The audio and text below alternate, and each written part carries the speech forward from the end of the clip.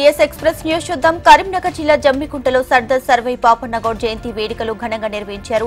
ప్రభుత్వ పరంగా జయంతి వేడుకలు జరపడం చాలా సంతోషకరంగా ఉందని గౌడ కులస్తులు తెలియజేశారు. గోల్కొండపై జెండా ఎగురవేసిన మొట్టమొదటి వ్యక్తి అని కొనియాడారు.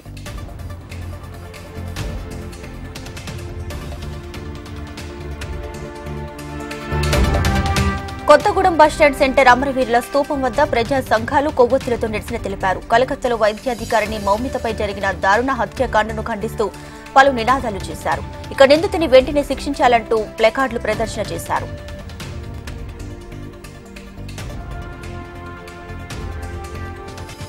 పెద్దపల్లి జిల్లా గోదావరి ఖనిలో బీఆర్ఎస్ పార్టీ శ్రేణులు కొవ్వొత్తులతో ర్యాలీ నిర్వహించారు.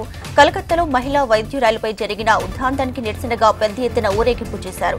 పార్టీ కార్యాలయం నుంచి పట్న చౌరస్తా వరకు ర్యాలీ నిర్వహించారు. అనంతరం వైద్యురాలు చిత్రపటం వద్ద కొవ్వొత్తులు ఏర్పాటు చేసి నివాళులు అర్పించారు. సీఎం రేవంత్ రెడ్డి ఇంటి ముందు గురుకుల అభ్యర్థులు వినూత్న నిరసన చేశారు. ప్రతి గురుకుల అభ్యర్థి కుటుంబ వేదన అంటూ ఫ్లెక్సీలతో నిరసన తెలిపారు. గత 3 నెలలుగా గురుకుల అభ్యర్థులు ఆందోళన చేస్తున్నారు.